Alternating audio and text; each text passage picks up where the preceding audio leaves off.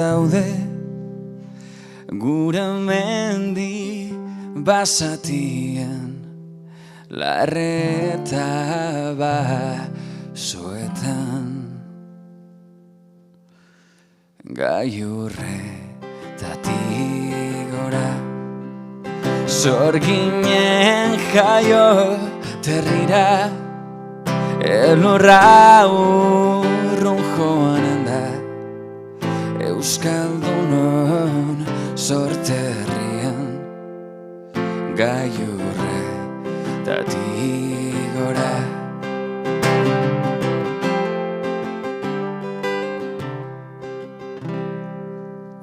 Iturburu urrederrak Arripitxizko iturri bertan kontatuko dizut nere sekretuen berri gailurretatik gora sorginen jaio terrira elurra urrun joanen da Euskaldunon sorterrian gailurretatik gora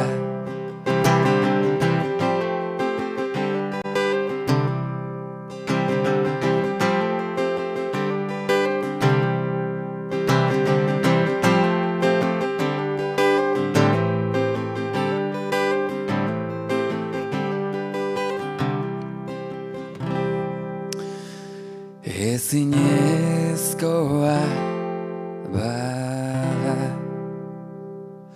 agurre esango diogu tanik idatzeko ditut mila abesti inguru gailurretatik gora sorginen jaio terrira elurra urrun joanen da Euskaldunon sorterrian gailurretatik gora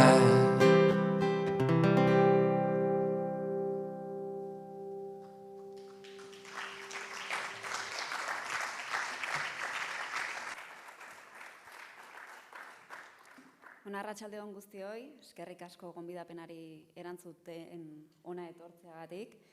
Badakigu mundua etengabeko transformazioan dagoela, baina norabide aldaketa bat ezinbestekoa da pertsonen arteko berdintasuna lortzeko, ongizatea bermatzeko eta planeta babesteko. Horretarako sortu da 17 helburu dituen nazioarteko 2030 agenda. Ordiziak bat egiten du mundu mailan hartutako konpromiso hoiekin eta geurean bat gehiago batzen diogu. 18. Euskara eta hizkuntza aniztasunarekin lotutakoa hain justu. Gaur zuek hemen egotea garrantzitsua da, Ordiziako komunitatearen parte izanik datozen urteetarako herrirako proposatzen den norabidea zein izango den ezagutzea ezinbestekoa delako. 2030 begira, Ordiziako udalak proposatzen dizuen ekintza plana da, eskuartean duzuen liburuxka hori, astelenean zuen etxebizitzetan jasoko duzuena. Eta gehiago luzatu gabe, Adur Ezenarro alkateari eta Mila Sukia zinegotziari emango diegu hitza, ekintza planaren nondik norakoak azalditzaten.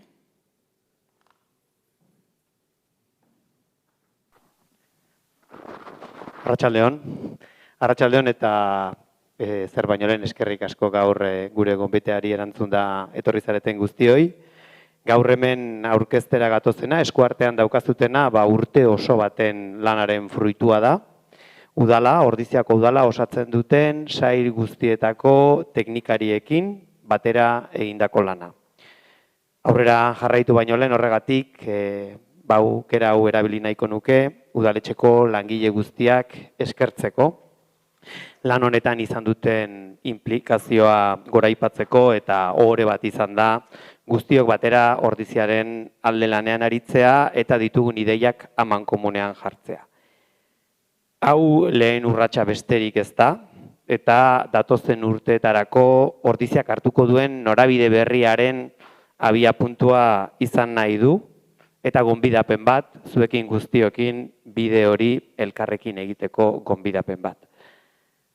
Ez dago zalantzarik, aldaketa klimatikoa iritsi da, hemen dago, aurtengo uda aldrebesa ere denok ikusi dezakegu, baina azken egunotan, azken asteotan, Europa erdialdean ere egon diren uholdeak utzitako hondamendiak ere hor ditugu, ez da munduan beste nonbait dagoen zerbait. Hementxe gaude gainera, pandemia baten erdian, eta geroz eta aditu gehiagok diote COVID-19 hau ere guk geuk gizakion eraginarekin sortu dugula. Eta pandemia honek inflexio puntu bat ekarri du, agerian utzi ditu gure gabeziak, agerian utzi ditu ere lehentasunak zeintzuk izan beharko lirateken, baina garrantzitsuena izan da azpimarratu duela elkarrekin erantzuteko premia daukagula. Erabat aldakorra den gizarte batean bizi gara, eta aurrean ditugun erronkak hain dira konplexuak, hain izango dira konplexuak hemendik aurrera, ezingo ditugula soilik erakunde publikoetatik aurre egin. Erronka berri honek guztiak elkartu beharko gaitu, esparru publikoa bai, baina esparru pribatua ere bai nola ez, eta batez ere esfera komunitarioa. Horixe da gaur zuek guztiak hemen izatearen eta gonbidatzearen arrazoia, elkarrekin aurrera egiteko osatu dugun bide horri hau zuekin partekatu nahi dugulako. Etorkizunerako bide horretan, egin genuen lehen ariketa nolako ordizia amesten dugun partekatzea izan zen. Elkarrekin egiten diren ametsak helburu bihurtzen direlako. Eta hori da ere zuekin partekatu nahiko genukena. Zerk mugitzen gaitu? Ordizia elkar ezten eta zaintzen duen komunitate inklusibo eta jasangarrian bilakatu nahiak. Hori da, lanean aritu ginen guztiok adostu genuen misioa, eta bide horretan, 2030 epemuga horretan, nolako ordizia lortu nahiko genuken.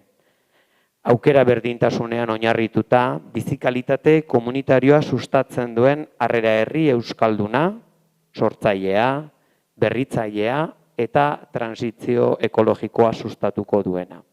Hori da, abiapuntu bezala guztiok adostu genuena eta helmuga horretara heltzeko ze balio ditugun, amankomunean ze balio ditugun ere adostu genuen.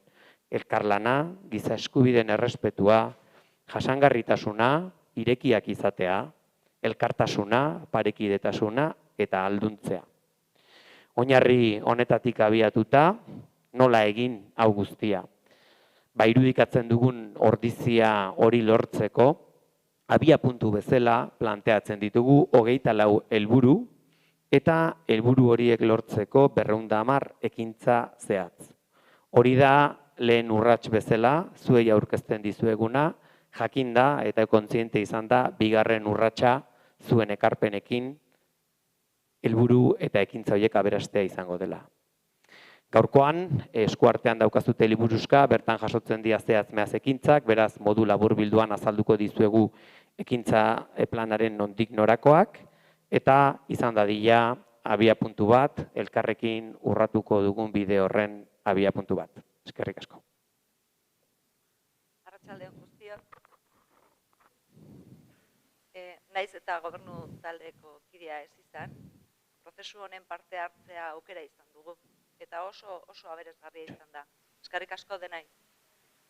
Como bien ha explicado Adur, este es el fruto, el plan, este plan es el fruto de todo un año de trabajo que se ha realizado conjuntamente con las y los técnicos de todas las áreas que conforman el ayuntamiento. Un plan abierto que ahora deberá irse amoldando a vuestras aportaciones para responder a las necesidades de la ciudadanía y del planeta. Se trata de una hoja de ruta que nos servirá para emprender el camino. Agradecemos sin duda la participación y la actitud de las y los trabajadores que han colaborado haciendo de este plan una ventana para poder proyectar el Ordizia del futuro. En plena crisis climática, y pandémica vivimos en una sociedad cambiante que nos plantea desafíos tan complejos, a los que no podremos hacer frente tan solo desde las instituciones públicas. Por ese motivo os hemos invitado a todas y a todos hoy, porque es un reto al que tendremos que hacer frente conjuntamente desde las instituciones públicas, desde el ámbito privado y desde la esfera comunitaria. Nos hemos puesto como objetivo que Ordizia se convierta en una comunidad inclusiva y sostenible, que se educa y se cuide a sí misma y entre sí. Para conseguirlo hemos definido 24 objetivos concretos que se van a derivar en 210 acciones que hoy aquí se van a presentar, a las que se irán añadiendo, como no, vuestras aportaciones y las futuras necesidades de las y los ordiciarras. Esperamos, pues, que sea de vuestro interés y que entre todas y todos recorramos este camino que acabamos de empezar. Eskerrik asko.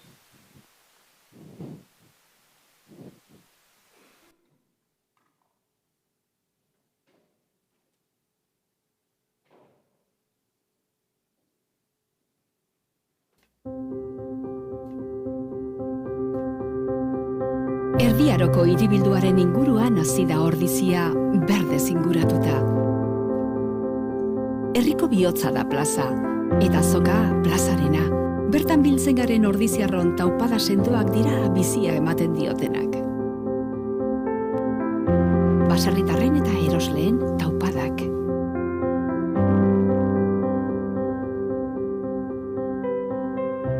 Gure dantzak bizirik mantentzen dituzten dantzari ordiziarren taupadak.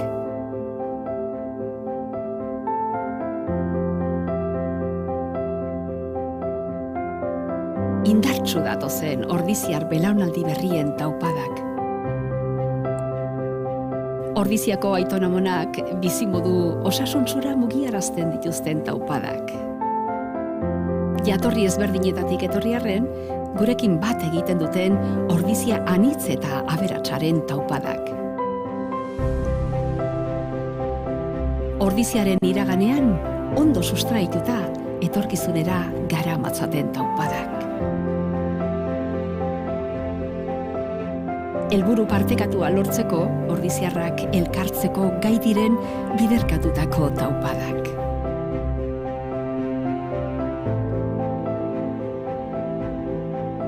Inorratzean utzi gabe, ordiziarren taupada guztiek batzen dute.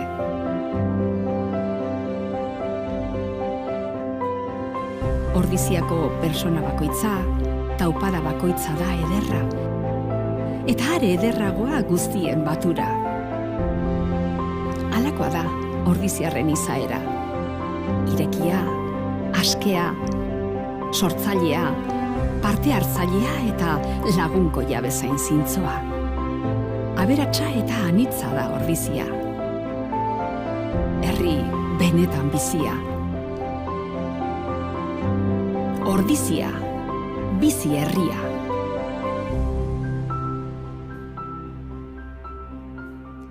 Hiru ataletan dago banatuta, Ordizia 2030 ekintza plana, herritarrei, lurraldeari edo inguruari eta udal antolamentuari dagokiona.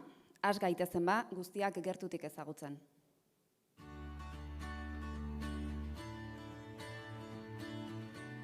Ordizian bizi garenon ongizatea eta bizi kalitatea hobetu eta bermatzeko hartuko diren neurriak azaltzen dira atal honetan. Elkar hezten eta zaintzen gaituen komunitate inklusiboa, euskalduna, feminista, anitza eta justua lortzeko 11 helburu eta 74 ekintza aurre ikusten dira. Eta honakoak dira helburuak. Ordizia harrera herria bihurtzea. Bizikidetza oinarri izango duen gizarterantz ekitea. Sare komunitarioak ehuntzea. Komunitatean eta etxean pertsonen zaintza bermatzea. Haur, nerabe eta gazte aktiboak dituzten hezkuntza proiektu amankomuna garatzea. Euskara tresna bateratzaile bihurtzea. Lan baldintza duinak sustatzea. Ordizia pobrezia zero. Pertsonen oinarrizko beharrei erantzuna ematea. Pertsonen arteko aukera berdintasuna bermatzea. Indarkeria matxistarik gabeko herria lortzea. Eta kultur lab, formazioa, sormena eta sozializazioa. Orain Ainhoa Jimenez zinegotziak aurkeztuko dizkigu atal honen nondik norako guztiak.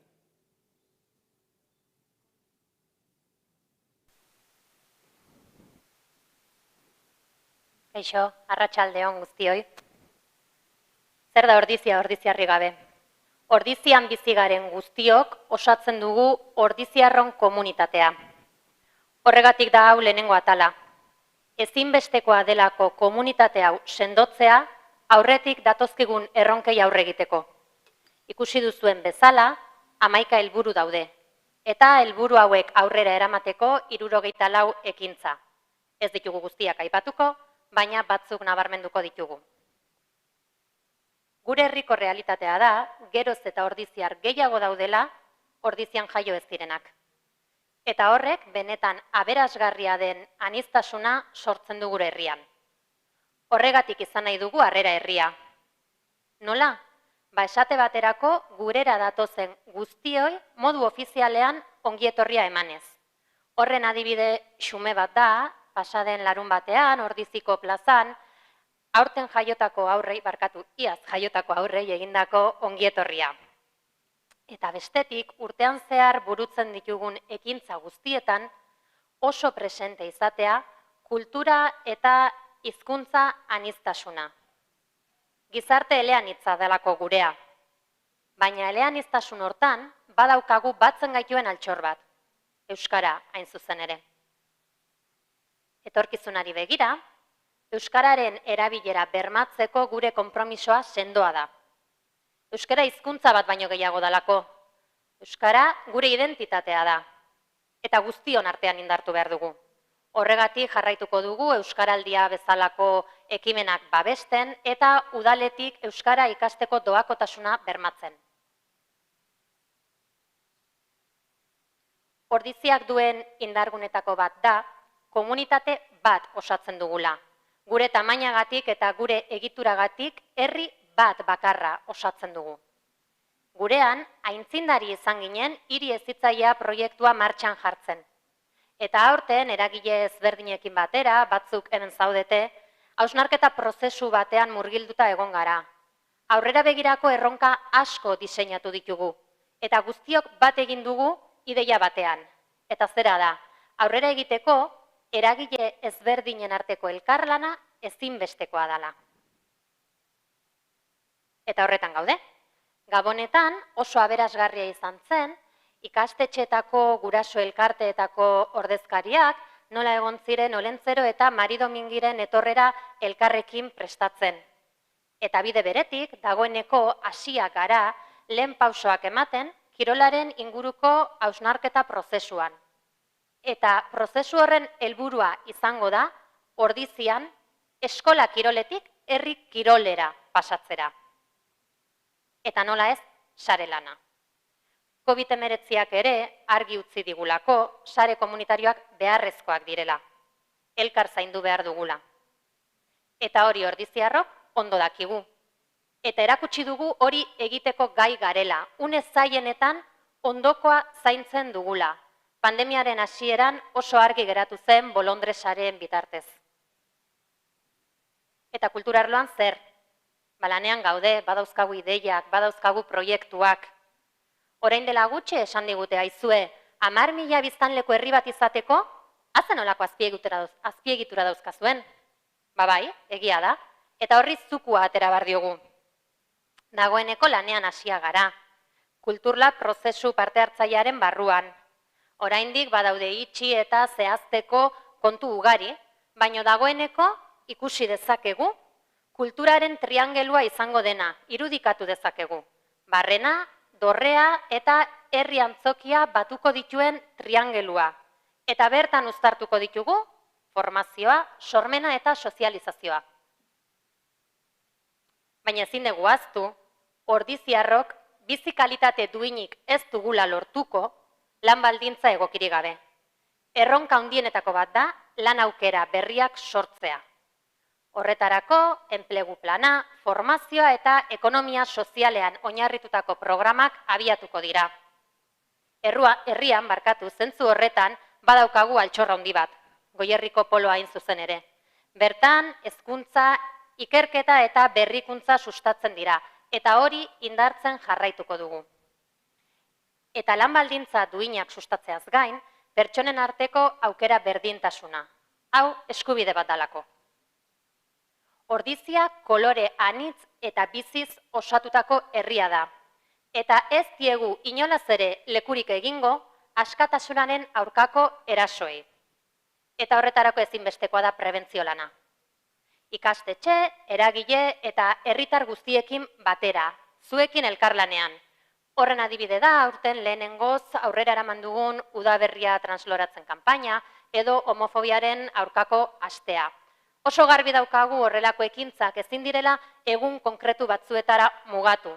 Aurrera eramaten ditugun ekintza guztietan, guztiok begirada eta fokoa hor jarri behar degula. Eta prebentzioaz gain, esku hartzea, ezinbestekoa da. Ekintza hauek gertatzen direnean, ekintza hauen artean, nola jokatu behar dugun adieraziko diguten protokoloak diseinatzea eta aplikatzea. Eta puntu honetara iritsita, ezinbestean eskertu behar dugu, herriko emakume feministaren mugimenduak urteetan zehar ordizian egindako ibilbidea. Eta gizon eta emakumen arteko desorekak ezabatzeko bidean egindako lana. Beraiek hasitako bide beretik, eta herriko emakume guztien ahalduntze prozesua sendotzeko, aurten proiektu sendo bat jarri dugu martxan, jabekuntza eskola hain zuzen ere. Jabekuntza eskola, berdintasunean oinarritutako herria sortzeko elkargunea izango da. Berdintasunean eta bizikidetzan.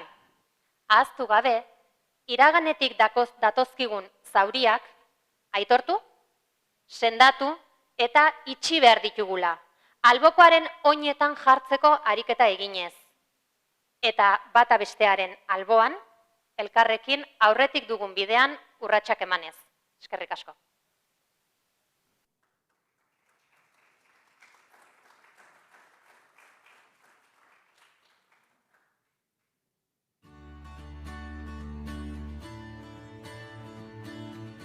Ordizia herri atsegina, berritzailea eta jasangarria lortzeko bidean hartuko diren neurriak dituzue hemen.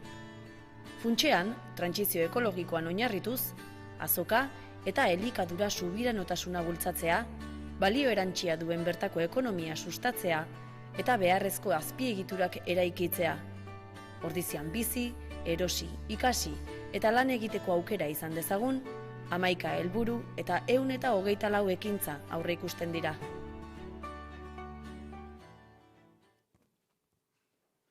Eta helburuak honako hauek dira: herri orekatua, jasangarria, anitza, irisgarria eta atsegina eraikitzea. Herriak behar duen energiaren 25% sortzea energia berriztagarrien bidez. CO2 igorpenak 130 murriztea. Mugikortasun jasangarria lortzea. Herriko merkataritza eta ostalaritza sustatzea. Ekonomia zirkularra bultzatzea. Azoka proiektua indartu, elikadura subiranotasuna eta turismoa uztartuz. Oiangu parkea, ingurumenaren errespetua oinarri izango duen heziketak bultzatuz. Biodibertsitatea, basoak eta ibaiak babestu eta zaintzea. Uraren erabilera jasangarria sustatzea. Eta guzti hau azaltzeko Maitane eta Adurrek hartuko dute hitza orain.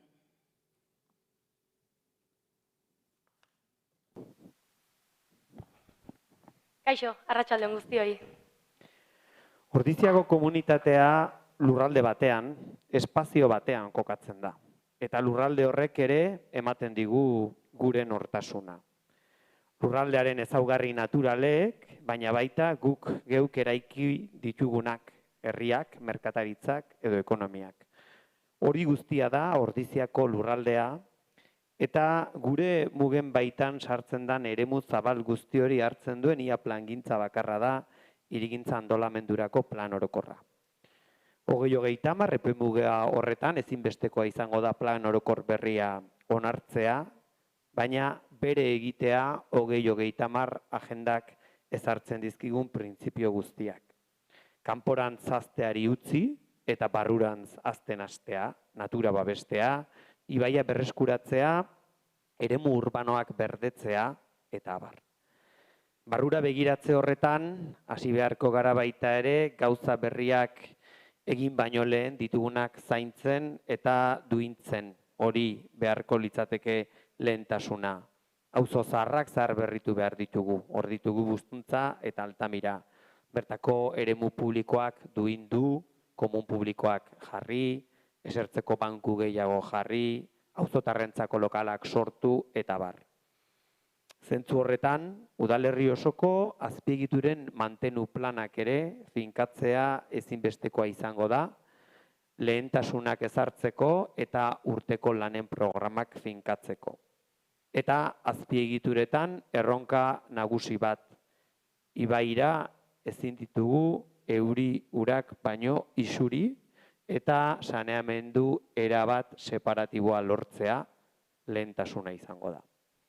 Azpiegitura eta eraikin berrietan, ondare historikoa berreskuratu beharko dugu, Barrena, Dorrea, hemen daukagun herria Antzokia, kiroldegiaren berrikuntza fasearekin amaitu beharko dugu, Majori Altamirako igerilekuen eremu horrekin, eta epe motzean, hemen ondoan daukagun, ambulatorioa handitu ahal izateko udal artxibategia lekuz mugitu. Pertsonen neurrira egindako ordizia bat nahi dugu, guztiontzako irisgarria izango dena. Horretarako lehen pausoa, irisgarritasun plana eguneratzea izango da. Mapa moreak eskainiko digu genero ikuspegitik abiatuz. Puntu beltzez haratago, nola bizi dugu espazio publikoa emakumeok? Gure lurraldea aldapatxua da, eta zati altu eta baxuak lotzeko igogailuen azterketa egin behar da. Eta estrategikoa den Altamira auzoa tximistarekin lotuko duena eraiki. Baina eraikin publikoak ere egokitu behar ditugu. Dagoeneko, Dorrea, Barrena eta Jakesen igogailua jartzeko aukerak lantzen ari gara. Mugikortasunean, oinez mugitzen diren pertsonak dira oinarri. Eta mugikortasun jasangarriaren plan berrian ere horrela jasoko dugu. Irailetik aurrera idatziko dugu, eta oinezko mugikortasun segurua lehen etxiko dugu. Errepidea gurutzatzeko zebrabideetan, autoa izan behar da maila aldatzen dena, ez oinezkoa. Eta ikusgarritasuna hobetu behar dugu puntu horietan. Oinezkoen jarraikortasuna bermatzeko, asko lagunduko dute zonalde desberdinak oinezkoentzako egitea. Fray Andres, Barrena, Zuaizti eta Garagartza edo plaza nagusiaren loturak. Dakizuen bezala, azken hilabeteetan Ordiziako parke sarea osatu eta eguneratzeko parte hartze prozesuan murgilduta ibili gara. Bertan, parkeen ezaugarri fisikoak zehazteaz gain, argi geratu da belaunaldi guztientzako parkeak nahi ditugula. Izaera propioa dutenak. Euren artean, ezberdinak, baina oinezko ibilbidekin saretuta daudenak. Atsedengune izango direnak, jolasgarriak, berdeak, eta gutxienez bat estalpeduna. Etorkizun hurbileko errealitatean autoek geroz eta toki gutxiago izango dute. Horregatik, txirrinduen erabilera sustatzea ezinbestekoa da. Hori ahalbidetzeko ordea, hainbat baliabide eskaini beharko ditugu. Hala nola, bidegorri sarearen jarraipena aztertzea eta falta diren zatiak egitea, txirrinduentzako aparkaleku estalia jartzea, edota hauek gordetzeko lokal komunitarioak eskaintzea. Energia. Energia da 2030 agendako gako garrantzitsuenetako bat, ezin dugulako jarraitu orain arte aritu garen bezala. Eta behartuta gaude gainera. Bi helburu anbiziotsu lortu behar ditugu 2030 urterako. Ordurako, orain kontsumitzen dugun energiaren 25% guk geuk sortu beharko dugu hemen energia berriztagarriekin. Eta gainera, CO2 isurketak 30% murriztu beharko ditugu baita ere, eta honek eragin zuzena dauka energiaren kontsumoan. Nola lortzen da hori? Argi dago plangintza orokor bat egin beharko dugula, helburu hori Ordizian nola lortu finkatuko diguna. Badakigu, gutxi gora bera, nondik norakoak zeintzuk izango diren. Eraikin publikoetan aurrezpen neurriak jarri beharko ditugu, kontsumoa monitorizatu, sistema eraginkorrak jarri eta bar. Baina, guretzat erabat berria den energia berriztagarrien eremu horretan ere, ideia batzuk baditugu. Dagoeneko, proiektua eskatu dugu plaza gainean eguzki plaka fotovoltaikoak jartzeko, eta honekin Aldezaharreko udaletxea ez ezik, beste eraikin publikoak ere hornituko genituzke egunez elektrizitatearekin. Beste proiektu oso interesgarri bat da gure arbasoek sortu zuten zentral hidroelektrikoa berriro martxan jartzea. Aztertzen ari gara, azpiegitura hor dago, Arantzegiko goiko depositutik Santana gainean dagoen zentralera ura pasatzerakoan, turbinak mugitu eta gauez elektrizitatea sortzeko aukera izango genuke, argiteria publiko guztia hornitzeko. Egunez, energia fotovoltaikoaren bitartez, berriro, pompa bidez, urori Arantzegiko goiko depositora igoko litzateke eta ziklo itxi horren barruan gauero energia berriztagarriarekin hornituko genuke argiteria publiko osoa. Erronka honetan, argi dago kontsumitzaile handienetatik hasi beharra daukagula eta gurean ere, herri guztietan bezala, kiroldegia, Majori Altamira da kontsumitzaile nagusia.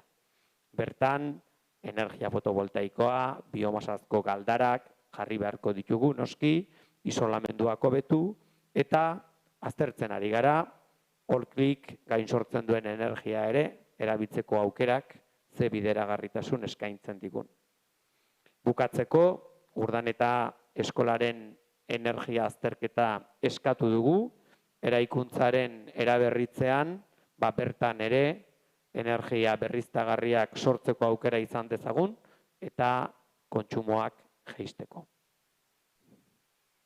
Ordizia bizirik dagoen herria da, eta eskaintza zabala duena. Baina zerbitzu anitzak izaten jarraitu nahi badugu, ordiziarrok kontzientzia hartu behar dugu ordizian kontsumitzean herria egiten ari garela. Horregatik, ordizian bizi, ordizian erosi kanpainak diseinatu eta aurrera eramaten jarraitu beharko dugu. Adibidez, momentu honetan, martxan daukagun bono kanpaina edo urtean zehar egiten diren sentsibilizazio egitasmoak bezalakoak. Bertako eta eskualdeko herrietako bezeroak geure herrian kontsumitzen jarraitzea lortu nahi dugu. Jendea erakartzeko ordea, larunbatetarako egitasmo berezi bat sortzea nahiko genuke. Haurren zaintza eta isirako aukerak emanez, eta egun horietan eskaintza bereziak martxan jarriz. Erosketa eta salmenta bide berriak ere aztergai izango ditugu. Tokiko saltokiek lekua dute, aro edo espazio digitalean ere, eta erosketa egin ondoren, hauek beranduago jasotzeko takilak ere jarriko ditugu. Ostalaritza, merkataritza eta zerbitzuei laguntza ematen jarraituko dugu. Formazioa, aro digitalera egokitzea, aholkularitza, dauzkagun denda, taberna eta zerbitzuak mantendu eta negozio berriak irekitzea da helburua. Ordiziako azoka daukagun altxorrik nagusienetakoa da. Azokak egin gaitu garen ordizia. Eusten diogu, asteazkeneroko hitzorduari eta oraindik jende ugari elkartzen da, lehen sektorearen bueltan punta-puntako produktuak erostera.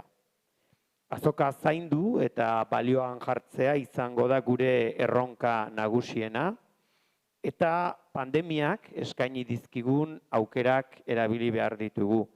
Pandemiak eskaini digulako orain arte erabili ez genituen eredu berriak probatzeko aukera. Egoera baliatuta, azoka bizi berritzeko ekintza plana burutu berri dugu, eta poliki-poliki bertan jasotzen diren ekintzak implementatzen haste izango da, datozen urteetako erronka, baina baita 2025ean 100 urte beteko dituen gure plaza ere garai berrietara egokitzea.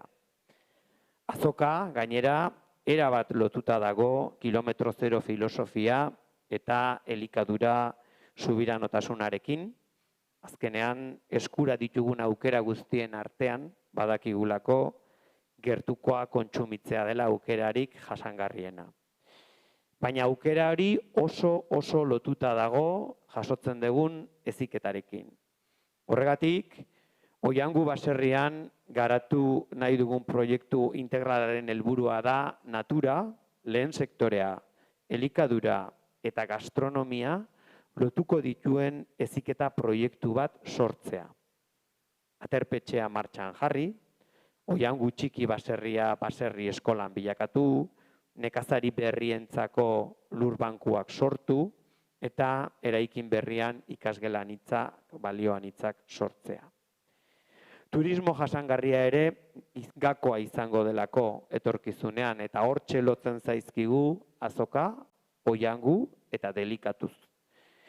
Bisitariei harrera egiten dien delikatuz, azokaren interpretazio gunean bilakatu nahi dugu, asteazkena ez den egunetan gurera etortzen dien bisitari guztiek, esperientzia hori bizitzeko aukera izan dezaten, eta gurera etortzen dien baserritar guztioien informazioarekin Goierrira ere sarbidea eman diezaiegun. Ordiziako lurraldea ez da oso handia azaleran, eta Ordiziaren naturgune kutxuna Oiangu da, gure arnasgunea. Bertan aurkitzen dugu gure lurraldearen oinarri diren baso, larre eta biodibertsitate aberatsaren izaki bizidunak. Arnasgune izaten jarraitzeko ordea zuhaitzak ezinbestekoak dira. Horregatik, laster Oianguko baso zaharraren azterketa egingo da. Gure basorik zaharrena bizi berritzeko plangintza abian jartzeko. Baina hori ez da nahikoa izango, eta lursaiak erosteko konpromisoa hartu dugu ondorengoei bertako basoak utzi ahal izateko. Txikia izan da ere, baditugu eremu natural eder asko Ordizian ere. Herriak zeharkatzen duen Oria ibaia, eta batez ere ezkutatutako altxorra den Mariaratz ibaiaren ingurua. Ikusten duzuen bezala, erronka nagusia etorkizunean gure ondorengoek ere eremu naturalez gozatu ahal izateko ondarea uztea da. Eta hori lortzeko ezinbestekoa da daukagun naturgune, ibai eta biodibertsitate gune berdeak aztertzea, mantentzea eta kontserbazioa bermatzeko neurriak hartzea.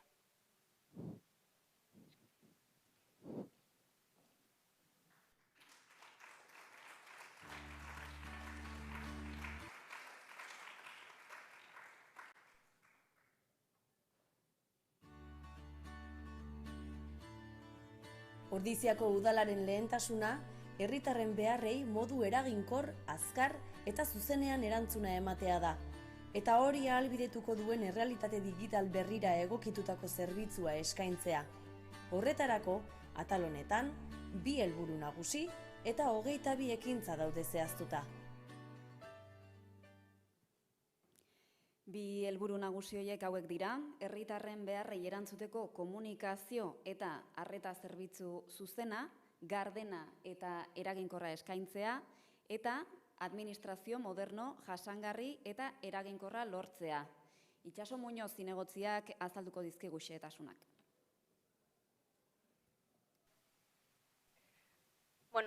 Arratsalde on guztioi, ikusita entzun dituzue 2 helburu nagusi ditugula aurre ikusitea atal honetarako, baina horregatik ez da garrantzia gutxien duen atala, ez da gutxiago ere, izan ere hau gabe ezingo litzateke gainontzeko guztia aurrera eraman.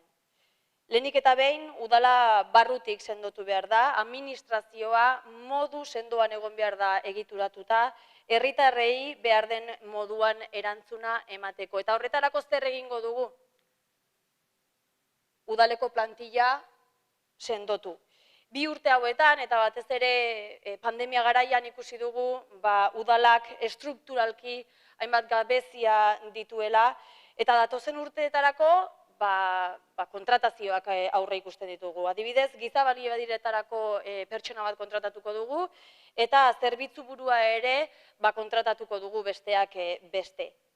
Bestalde, administrazioa modernizatu egingo dugu, berrantolatu, aro digital berrira egokituta, eta hori nola egingo dugu? Bueno, zero paper arora salto eginez. Tramite guztiak digitalizatu egingo ditugu, administrazioa jasangarriagoa eta eraginkorragoa lortzeko. Eta hori egiteko langile guztiek formakuntza jasoko dute. Hori barrura begira, udaleko antolakuntzari begira, baina kanpora begira, zer herritarrei begira, zer zuoi ordiziarrei begira, zer egingo dugu. Bueno, kanalak, komunikazio kanalak indartu. Herritarrei informazioa modu azkar, zuzen eta argian ematea da gure helburua, eta dagoeneko hori lortzeko jada kanal berriak sortu ditugu, web gune berria sortu dugu, sare sozialak egunero elikatzen ditugu, dagoeneko zueretariko askok jarraitzen duzuen WhatsApp difusio taldea ere sortu dugu, eta azken 4 hilabetero etxe guztietara iristen zaizuen Ordizia bizi herria, herri aldizkaria ere sortu dugu, baina haratago joan nahi dugu, eta herrian antolatzen diren ekintza guztien berri emateko auzo guztietan panel informatiboak jarriko ditugu.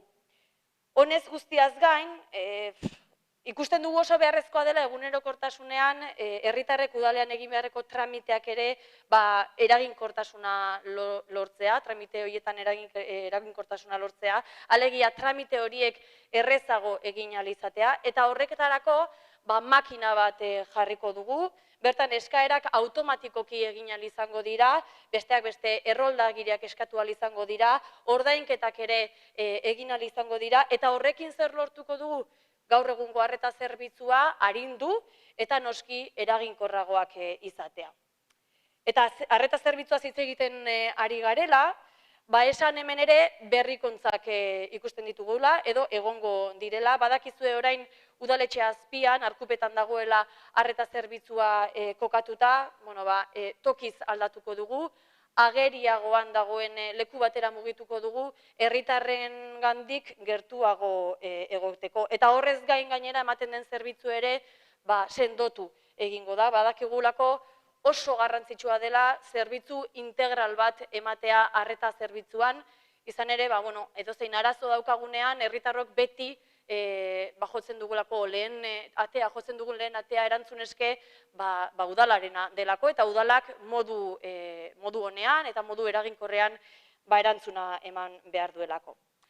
Azaldu dizkizuedanak, adibide batzuk besterik ez dira, eskuartean daukazuen 2030 ekintza plan horretan ekintza gehiago daudela eta ere ikus dezakezue, eta noski aurrerantzean ere egoerak hala eskatzen badu, ekintza guzti horiek moldatu egin ahal izango dira, eta noski berriak sortu eta horretarako bazuen laguntza beharko dugu. Hala espero dugu behintzat, horreotea zuek denak gu laguntzeko, eskerrik asko zuen arretagatik.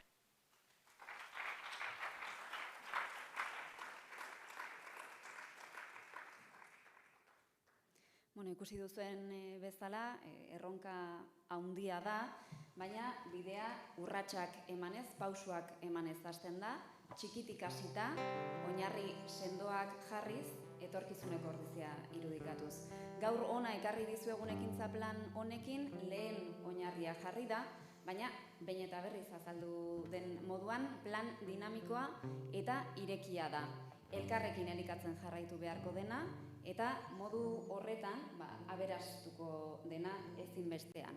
Eta ekitaldi honi itxiera emateko Xabier Kreuetekin utziko zaituztegu, mila esker beste behin ere gaurkoan hemen izateagatik.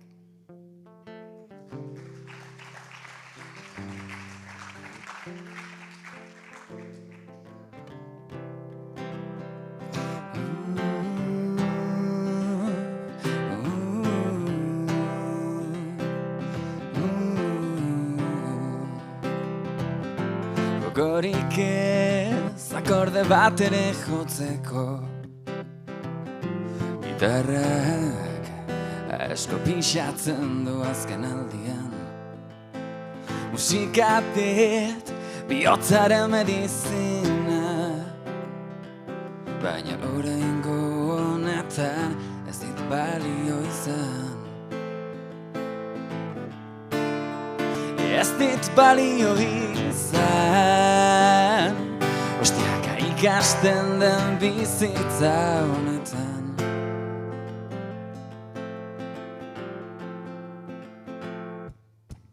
Duden mundu horretan murgildu ginen,